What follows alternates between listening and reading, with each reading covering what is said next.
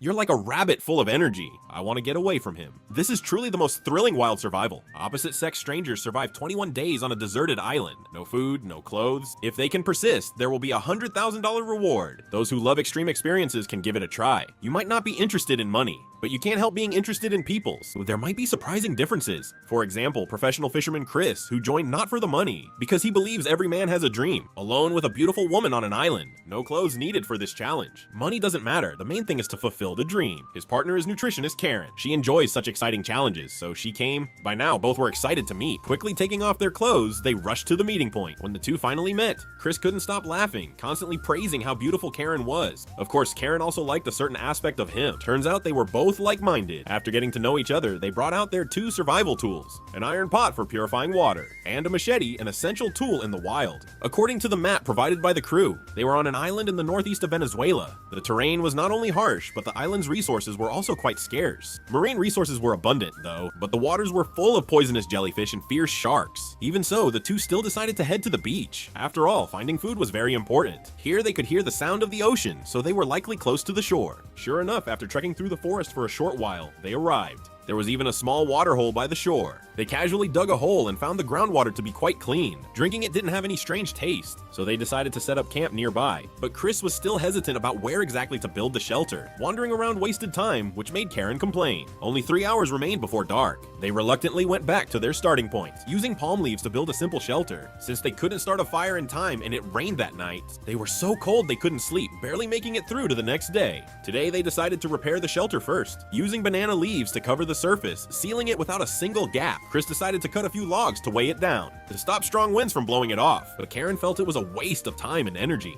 Why not just hit the beach and look for rocks? That would save time for other tasks. But Chris ignored her suggestion. So angry, she ran straight into the sea to swim. Chris felt she was too emotionally unstable and needed to calm down a bit. He also hoped that a small issue wouldn't create distance between them. By the third day, they had a friendly talk and decided their next task was to make a fish trap. Then they would spend an hour trying to make a fire. They spent the whole morning and finally finished the fish basket. Placed it at the bottom of the sea, and once they had fire, they could grill fish. Then they wove a rope from dry palm leaves. They decided to make a bow drill to start a fire, but after just a few strokes, the rope broke. Without a sturdy rope, they had to switch to another fire-starting method, placing the fire stick into a bamboo groove, creating heat by rubbing the bottom. But making fire wasn't easy. They took turns trying, only to see blue smoke but no sparks. Even though they used all their strength, there was still no spark. So frustrated that Chris cursed. Seems like he bragged too much before. This failure hit Chris hard. His whole mood became extremely depressed, and Karen broke down crying. Still no fire. Starving and freezing at night. They clung to each other for warmth.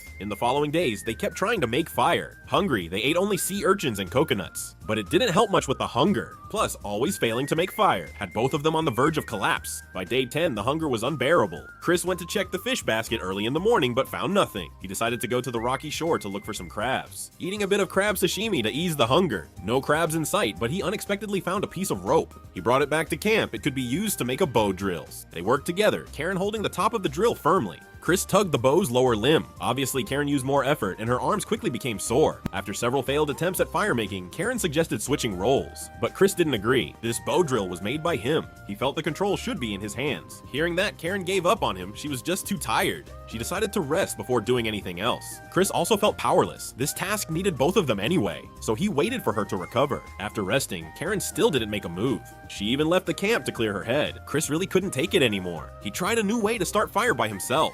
Meanwhile, Karen found a quiet place and started crying, complaining about Chris, saying he had too much energy. Never considered whether she could keep up or not. She didn't want to stay with Chris, just wanted to leave immediately. Meanwhile, Chris still couldn't make fire and went looking for Karen to talk. When he found out Karen wanted to leave him, he was very surprised. Many girls would do anything to stay with him for 21 days. This kind of bragging was ignored by Karen. She didn't want to talk to him, leaving Chris quite embarrassed. Seeing Karen's unpleasant attitude, Chris didn't care about teamwork anymore. Do whatever, I can survive better on my own. He felt he was a real man, able to tolerate her stubbornness and personality, but couldn't stand being pushed around by her. You can't just sit and expect to enjoy the results. At this point, they had completely fallen out. By day 12, they still weren't speaking to each other. Chris broke the silence first, thinking they should talk. Karen just replied with one sentence, saying she didn't want to. She didn't want to be around Chris at all and directly left the camp. Chris thought she had a problem, always running away to avoid things. He didn't care anymore. He came here to survive, not to babysit someone. By day 13, Chris woke up to find Karen gone. She likely left again. Even though they had conflicts, it wasn't necessary to always run away. He still feared something could go wrong. So he went out to search for her tracks, searched for long but found no sign of her. By afternoon, Karen returned, but she suggested quitting the challenge. She felt her way of working was too different from Chris's. Surviving together was tough. She just wanted to go home, didn't want to suffer anymore. Chris had already guessed this would happen, so he didn't say much. But Karen's decision to leave still made Chris very angry. He couldn't stand being abandoned like that, deeply regretting not having hit her. After calming down, Chris tried to start a fire again. Without Karen, he still had to get the fire going. Sure enough, anger gave him extra strength. He finally sparked a flame by friction, transferred it to the tinder and gently blew on it, with thick smoke rising. After 13 days, he finally made a big fire, which made him extremely excited. He swore to cook himself a big seafood feast as a reward. By day 17, he had previously found many crabs while gathering firewood. Now was the time to catch them, all plump and fat. Combined with palm core, he had a satisfying meal. He even said, "Karen, you left too early." By day 20, tomorrow was the day to leave. He mapped out the route ahead. Tomorrow, he needed to climb over a cliff, reach the extraction point 2 km away, and he had to create a signal fire to alert the rescue boat. At this point, fire was top priority. To avoid any mishaps, he decided to bring fire starter material tomorrow. On day 21, he filled the iron pot with hot embers, started heading toward the extraction point. The distance wasn't too far. Didn't take long before reaching the spot. Quickly started a fire. When the smoke continuously rose to the sky, the rescue boat finally appeared. But because of the waves, the big boat couldn't reach the shore, so Chris had to swim out. At that point, he had no strength left to swim that far, not to mention the sharks in the water. Chris was so angry he wanted to curse. These jerks didn't do their job properly. Though he really didn't want to, if he didn't swim out, the challenge would fail. Chris gave it everything he had and finally made it. Thanks to his strong willpower, he earned the $100,000. Karen, although she didn't finish the challenge and got no prize, still felt she gained a lot. At least she learned to endure hunger. This was definitely the most miserable male contestant in naked male-female survival. He came in with high hopes for the challenge, didn't expect his partner to be transgender, and not fully transitioned below, which completely killed his desire for the challenge. Persisting to win the $100,000 no longer mattered, even pretended to faint from illness, forcing the crew to make him withdraw. This unlucky man was named Sean. He was a very conservative person, didn't usually undress in front of others, but joined to break through that conservativeness.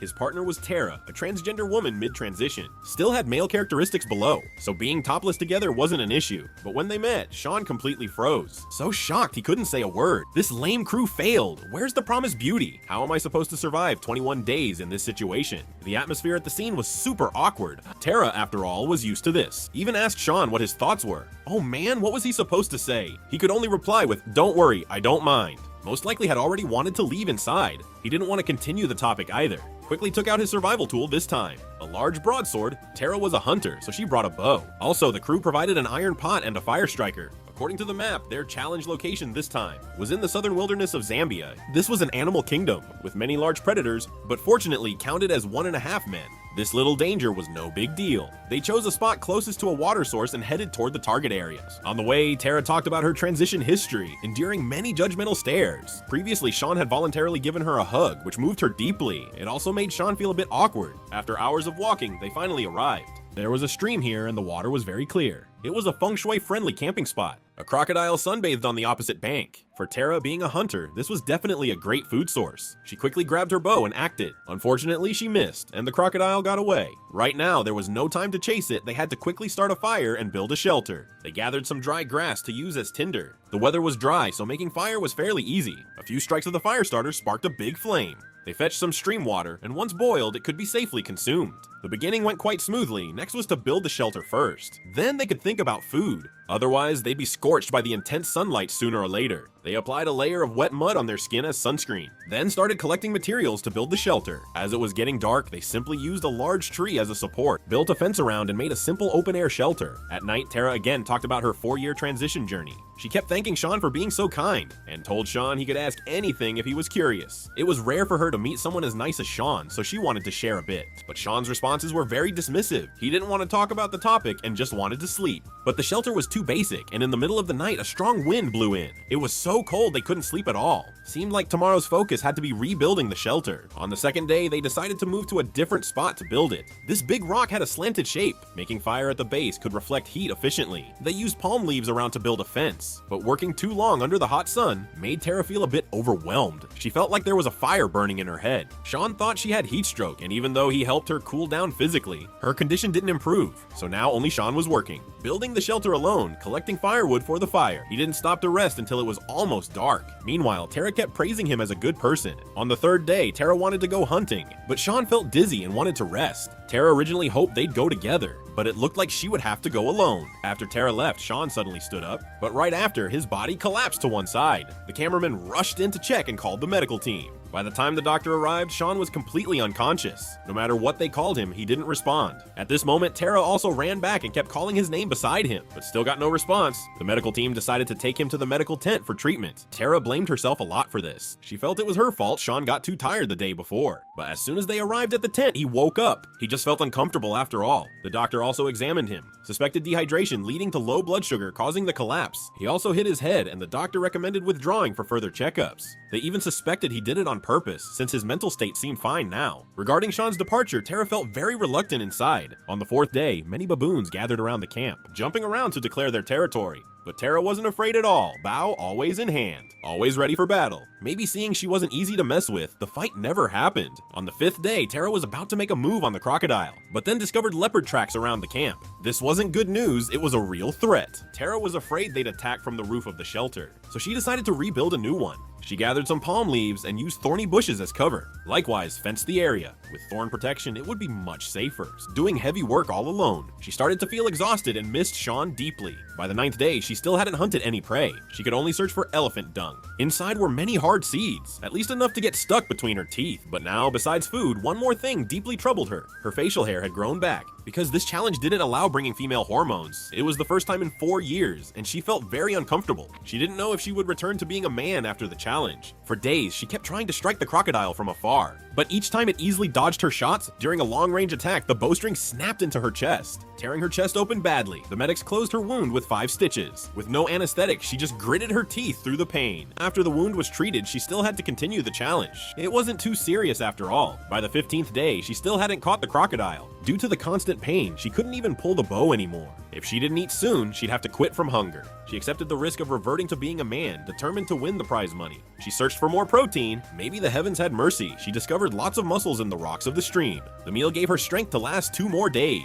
By the 19th day, even though her chest was still in pain, she managed to pull the bow with effort. She once again aimed at the crocodile. The two faced off completely. This time, her long-distance shot hit, but the arrow bounced right off. It didn't have any effect on the crocodile. Seems she's skipping the croc meat. If it were her 4 years ago, she would have caught several by now. By the 21st day, today was departure day. She extinguished all the embers, then headed toward the extraction point. According to the map, she needed to follow the crocodile-filled river, through a jungle full of venomous snakes and leopards. The extraction point was 6 kilometers down a rough dirt road. She was starving, dehydrated, and struggling. She didn't lose her masculine resilience. Relying on strong willpower, she pushed through to the end. She broke down in tears. With this $100,000, she could become the woman of her dreams. Seeing this, don't you feel a little moved? The challenge isn't just with a beautiful woman. Doing it with a good bro is fine too. Tag your good bro and take on the challenge together. This is the pinnacle of wilderness survival. Strangers of opposite sexes team up to survive in the wild for 21 days. No food, no clothes. If they last, there's a $100,000 reward. It was thought that these 21 days would be deeply meaningful, but unexpectedly the female contestant was on her period, causing the male contestant to lose many chances. The most attractive part wasn't the huge prize, but this no-clothes format, if you ask how attractive it is. Even a nun came to join the challenge. Her name was Allison. Legend says nuns are conservative and abstinent, not one to usually strip, but as long as you're human, you have desires and emotions. This challenge is both reasonable and legal. Being open and honest is always better than sneaking around. The male contestant, Jonathan, was a former soldier. He had a strong and muscular body. He was quite satisfied with his physique. His goal was to show off a little. He didn't mind his partner seeing his body, because he also wanted to look at hers. When they met, he was quite pleased with Allison's figure, and Allison was even more satisfied. She had never seen such a strong physique. But the sun was blazing. They decided to find a shady place first and get to know each other better. They brought along this round's survival tools, an axe and a fire starter. According to the map, the challenge location was in the Maldives archipelago. Daytime temperatures reached up to 40-50 degrees. Storms were common and the environment was extremely harsh. They had 2 islands of different sizes to choose from. The small island was where they currently were, but resources were scarce. The island was the last extraction point. With plenty of resources, even though there were deadly sharks underwater, they still risked swimming to the large island, because survival chances were better there, and they'd have to go anyway. With sharks beneath them, they were both terrified. Fortunately, with strong swimming skills, they made it to shore in one go. But being exposed under the intense sun for too long, Jonathan's skin suffered severe sunburn. Helplessly, they found a shaded spot to rest temporarily. But once Jonathan lay down, he didn't want to move. His body ached and felt uncomfortable. He lay down for 2 full days. The physical discomfort made Jonathan consider quitting, while Allison could only wait for him to recover and work on survival tools. She felt helpless about his condition, but still really hoped Jonathan would stay as her teammate. By the 3rd day, Jonathan still hadn't improved and looked sluggish. At that point, Allison remembered her past sunburn experience. This type of wild white berry could treat sunburn. She mashed it up and applied it on him, then left Jonathan at camp to rest. She went out under the scorching sun to find coconuts. Lots of trash had washed up along this beach. Allison not only picked up a set of clothes and a pair of shoes, but also found a pair of underwear for Jonathan. Then, using a rope she found, climbed up a coconut tree, harvested all the coconuts, but Jonathan was very unhappy about her actions, felt she was wasting time and should have been looking for fresh water. He even questioned Allison, being out that long and only bringing back 3 coconuts. Allison explained she picked too many and couldn't carry them all at once. She needed his help. Seeing Jonathan casually grab a coconut, Allison couldn't hold back her anger. She had been working around the clock, building shelter and collecting coconuts, yet he still showed displeasure. But considering they were a team, Allison held back her frustration. By the 5th day, Jonathan still lay around the camp every day. All survival supplies relied on Allison, so they could only barely get by. Carrying such a burden, she didn't know how much longer she could last. By the 6th day, Allison was on her period. Cramps caused serious leg spasms. The responsibility of collecting coconuts fell on Jonathan. Even though his body still ached, letting someone else handle food and water wasn't right. He had to do something. He always found collecting coconuts frustrating, so he decided to look for fresh water. He searched for a shaded spot to dig, hoping to find groundwater. Meanwhile, Allison didn't care how he looked for water. She sat alone by the beach crying, deeply worried about her health. The last time this happened, she had to be taken to the emergency room. If an accident happened, in this deserted place, there'd be no time for treatment. The hole Jonathan dug was big enough to fit himself, but there was still no water. Wasting time wasn't the way. They decided to start a fire first. By the 7th day, constant leg cramps made Allison uncomfortable. Her mood was very bad. The task of finding water still fell on Jonathan. He kept digging, even without sleep or rest. Today, he swore to dig until he found water. Luckily, the heavens didn't let him down with persistent digging. Water finally began to seep from the ground. He quickly called for Allison, but seeing the color of the water, Allison didn't dare to drink it casually, unless it was boiled and filtered. But Jonathan didn't care much and drank it anyway. There was no strange smell, and he felt it was safe. Told Allison to go ahead and drink boldly, but Allison still believed safety was the most important. Jonathan being so reckless, his brain must have been fried by the sun. By the 9th day, Jonathan was happily walking around in tiny underwear. Just then, Allison came to pick a fight with him. She stepped in poop first thing this morning. She questioned why Jonathan didn't go farther away. Jonathan explained that the water he drank yesterday had caused diarrhea. He simply couldn't hold it. But Allison still felt going right beside the camp was disrespectful, and since she stepped in it, they ended up arguing. In the end, Jonathan felt he was in the wrong. Because she did step in it, he still apologized to Allison. Promised nothing like that would happen again. Seeing him apologize, Allison didn't push the matter further. Right now, the most important thing was finding food. Eating only coconut meat every day wasn't enough. They needed protein. The quickest way was to catch fish. Eels were fairly easy to find along this coral reef, but Jonathan was all looks and no skills. He finally spotted one, but got scared by it and let it get away. At the critical moment, Allison had to step in. She rushed in with the axe and chopped wildly, directly sending it to the afterlife. Jonathan was shocked by her fierceness. He felt very embarrassed. He was a soldier. In this challenge, he should have been the main character, but ended up as a sidekick. But what could he do? He was just too weak. And Allison's brave performance made him reflect on himself. Allison deserved his respect. In the blink of an eye, it was the 17th day, after several days of rest. Jonathan felt much healthier. He also felt more disappointed in himself. He had relied on Allison the whole time. Today, he had to prove himself. Also to show her he wasn't useless. He decided to risk getting eaten by sharks and dove in to hunt seafood. Swore he had to bring something back and dove straight to the ocean floor. He couldn't catch any fish, but there were plenty of clams here. Allison was very pleased with his performance. He was finally showing his worth, and she gave him a loving hug. In that moment, they grew more intimate, even slept cuddled next to each other. By the 19th day, a storm swept across the island. Cold and hungry, there was no option but to stay at camps. Day and night, the storm never stopped. They were tormented to the point of exhaustion. But this still wasn't the scariest part. In weather like this, how could they reach the evacuation point? That was the real problem. By the 21st day, the storm miraculously stopped. They were so happy they went crazy. But no one knew when it would return. They had to leave quickly. Earlier, they had collected many bottles. They decided to use them as flotation devices to reach the evacuation point. Seeing the boat waiting nearby, they couldn't wait any longer. Thanks to the floating bottles, it only took 2 or 3 minutes to reach the boat. And with that, they both completed the challenge. At the same time, they also built a deep friendship. Although survival was brutal, it was also very thrilling, wasn't it? Even a nun joined, so what are you waiting for? What I want to say is, once we return to the outside world, I don't know if we'll ever see each other again. I'm not sure. I don't know if I'll ever have something like this again.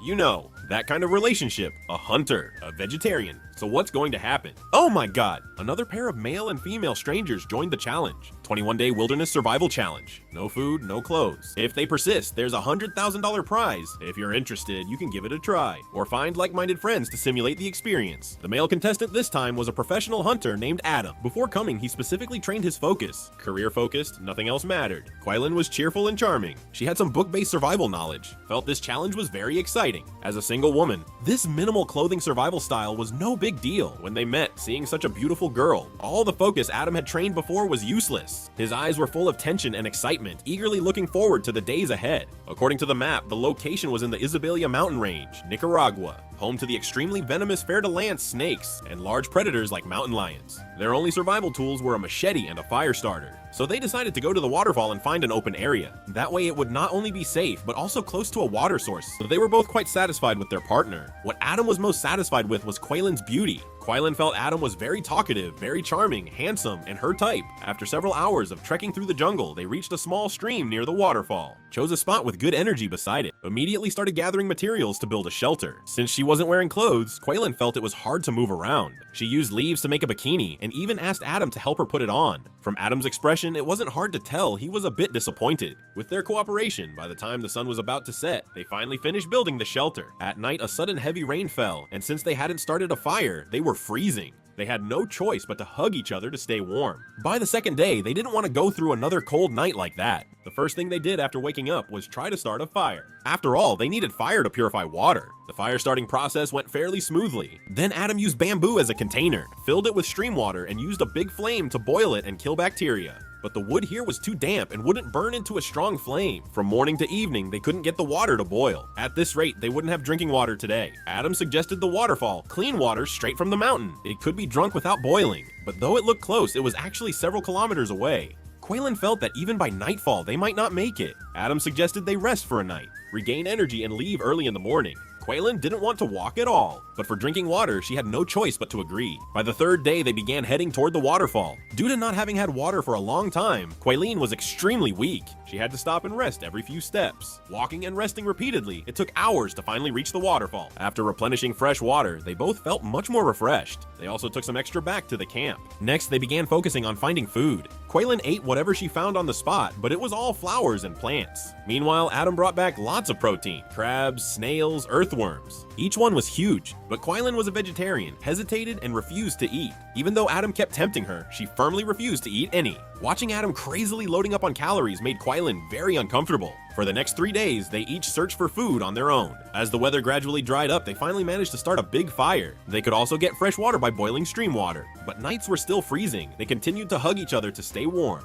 Just then, they heard the roar of a mountain lion circling the camp. They were so scared they didn't dare sleep for even a moment. By the 9th day, the terrifying experience from last night left them shaken. As a hunter, Adam fully understood how dangerous it was. He decided to make a weapon for self-defense, using bamboo to craft a long spear. Then he discussed with Quaylin about scouting the area around the camp, also checking for a better place to move to. They split up in different directions. If anything seemed wrong, they would shout immediately. So the other could help in time, Adam discovered an animal trail. Mountain lion tracks were still clearly visible. It was a major threat to the camp. On Quaylin's side, she also made a discovery. She found a natural rock cave. This was much safer than the shelter they had built, so she quickly called Adam over. When Adam arrived and saw the perfect cave, he immediately decided to move their shelter, transferring all the palm leaves inside for bedding. Right in the middle of the move. Adam almost stepped on a fer-de-lance snake. Luckily, he reacted fast enough and used the spear to subdue the venomous snake. This really scared Quaylin, but Adam was thrilled. Dinner was served. Although Quaylin always helped with the preparation, she still absolutely refused to eat meat. Adam felt helpless, worried about her. She didn't seem to realize how wild the conditions were. Without protein, it would be hard to keep going.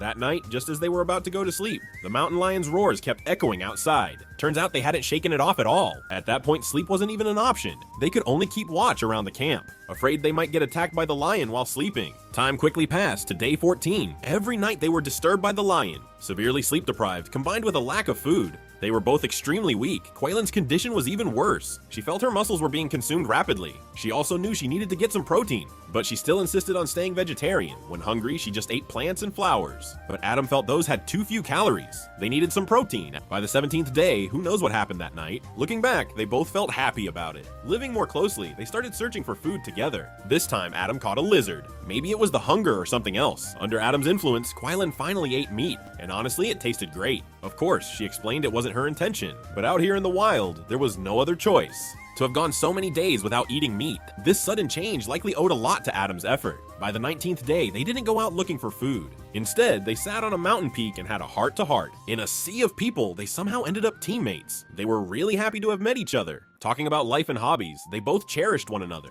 Adam asked if the next time they met, could they keep the relationship just like now? Quaylen wasn't sure either, but deep down she was very hopeful. She really wanted to travel or go on another adventure with Adam. At this moment, only a silent smile could express the anticipation they had for each other. By day 21, today was departure day. Before heading to the extraction point, they prepared enough fresh water. According to the map instructions, the extraction point was a main road created by banana farmers. They needed to pass steep rocks and winding streams. A total distance of 6 kilometers, this path was known for being full of venomous snakes. Along the way, they occasionally saw one. It really scared them. But thinking about the victory ahead, even though the path was rough, their pace didn't slow down. After a long trek, the main road finally appeared before them. The vehicle picking them up arrived right on time. They not only won the prize money, but also gained a friendship. Quaylen said it was the kind of friendship that lasts a lifetime. Adam fully agreed with this. Wilderness survival comes in all forms, and everyone loves this kind of thing. Male and female teammates challenge the wild together, and do it in the unique way of minimal clothing. Plus, surviving together for 21 days. That's enough time to do what you want to do. If you endure, you can even earn the $100,000 prize. Is your heart starting to race a little? The male contestant this time was a retired Special Forces officer named Bobo. He once served in the legendary Green Berets, but he couldn't resist his curiosity, decisively signed up for the challenge. The female contestant was a nurse named Debbie. She loved wilderness survival, but this was her first time doing it with minimal clothing. She felt both nervous and excited. Bobo, on the other hand, was totally fine. He had even worked as a model in college. Since the meeting point was set in the middle of a lake, to avoid a confrontation with crocodiles, they didn't talk much and quickly swam to shore. Grabbed the survival tools each of them brought, a machete and a mosquito net. Clearly they had watched many of these shows. They knew how dangerous mosquitoes could be. Then they took out the map. The challenge location was in the primeval rainforest of Guyana, a place full of swamps and lakes, overrun with crocodiles, venomous snakes, and infected insects. Survival was extremely harsh, so they decided to stay away from the swamps and head into the forest. After trekking through the jungle for a while, Bobo noticed several trees lined up. He thought they could be used as a frame to build a shelter efficiently, but Debbie suggested finding a place closer to a water source. Bobo insisted on his idea and ignored what Debbie said. He kept telling her to hurry up and get to work. Debbie had no choice but to follow his lead. Soon, a shelter with a mosquito net was built. At this point, Debbie suggested starting a fire, but Bobo felt it was too late and there wouldn't be enough time. Starting a fire wasn't in today's plan. This made Debbie so angry that she walked straight out of camp. Bobo realized something was off with her. They talked for a while. Debbie said he should listen to her opinions, and Bobo sincerely apologized. He blamed himself for bringing that bossy attitude here. Night fell quickly, and even though they had a mosquito net, it didn't stop the ants. They were disturbed all night. The next day, their bodies were covered in bite marks. They felt dehydrated. Without water, they were useless. But the closest water source was the lake. Drinking it risked diarrhea. It was their only choice under the circumstances. At this time, it was crocodile mating season. To protect their young, any creature appearing could be confronted. To avoid becoming a target of a crocodile confrontation, they decided to relocate their shelter, increasing the distance from the lake. They used wooden sticks to build a simple sloped roof tent, but once they hung up the mosquito net, the shelter's level instantly improved. Just as they were about to start a fire, it suddenly poured rain. They could only add a waterproof layer to the shelter first. By the third day, with nothing covering her body, Debbie constantly felt uncomfortable moving around. She originally planned to use palm leaves, but Bobo somehow found 2 pieces of fabric, hand-made a cover for her, and personally helped her put it on. This time, she felt much more comfortable. Then they took out the bow drill to start a fire. Debbie, being weak, couldn't handle it after just a few tries. Bobo had enough strength but was using the wrong posture. His efforts were wasted. He was dripping with sweat, but still no sparks came out. Seeing that it was about to rain, Debbie suggested he change his posture, shift his body weight forward. Under Debbie's guidance, it didn't take long for friction to produce a spark. He placed it onto the tinder and gently blew. With thick smoke rising, a big flame ignited immediately. At this point, Bobo suggested Debbie stay to watch the fire while he went to find food. He searched the forest and found many rotting palm fruits. The larvae growing inside were rich in protein. He packed them all up and brought them back to camp, took out all the larvae and ate them raw or grilled over charcoal. They had a satisfying meal. Before they knew it, it was the 6th day. Hoping to gather more protein, they decided to take the risk of fishing in the lake. The mosquito net just happened to be useful as a net, but after several attempts, all they brought up was mud. Staying too long could attract crocodiles. They had to retreat to shore for now. By the 8th day, they decided to try a different method. Weaving a fish trap, Debbie was in charge of keeping watch on shore. Bobo was responsible for placing the trap in the lake and securing it with wooden sticks. Next, they quietly waited for results. By the 9th day, Debbie went early in the morning to check the fish trap, but found nothing. Clearly, they couldn't rely on just one method. Bobo decided to make a fish spear. Unexpectedly, this method worked very well. Not long after entering the lake, he caught a big catfish. Debbie looked on with admiration. Back at camp, they quickly cleaned the fish, grilled it over charcoal until it was 70–80% done. After so many days of hunger, they finally had a decent meal. Time quickly moved to day 13. As usual, they went to check the fish trap. No fish, but they caught a baby caiman crocodile instead. What a sudden surprise! They brought it back to camp and handled it with a long spear. That meal gave them enough strength for several more days. Surprisingly, it didn't taste bad. It was similar to chicken. Over the next few days, Bobo made many long-range hunting tools. He often took Debbie hunting. Today, they targeted snakes. After searching in the forest for a while, Bobo found traces of one under a large tree. Without caring what kind it was, he grabbed it bare-handed. No surprise for someone who served in special forces. His courage was no joke. He faced the snake without fear, and it provided a good amount of meat. These days, if it wasn't crocodile, it was snake meat. You'd think they came to survive, but it almost looked like a vacation. By day 17, it suddenly poured rain. They couldn't do anything but stay in the shelter. Snakes climb higher in this weather. Crocs come out to hunt. They were very worried the shelter would be visited. They stayed on edge all day. By day 19, the rain still hadn't stopped. Spending the whole day in such a humid environment was driving them crazy. At night, the cold made it impossible to sleep. The cold also drained their energy rapidly. This kind of weather was perfect for insects. They were tormented to the point of helplessness. However, by day 21, the rain stopped. Today was also departure day. Bobo decided to take a bath and eat something before heading to the extraction point. According to the map instructions, they had to cross a crocodile-filled lake, then hike 4 kilometers through the jungle. The extraction point was an indigenous village. Although the lake was very dangerous, luckily nothing went wrong. They safely reached the shore. Next, after walking another 4 kilometers, the challenge would be complete. There was a path in the jungle created by hunters. They followed the trail and quickly exited the forest. The village appeared ahead, and the vehicle to pick them up arrived on time. With that, they successfully completed the challenge. The prize money was easily earned. Facing such an exciting challenge, what are you still waiting for?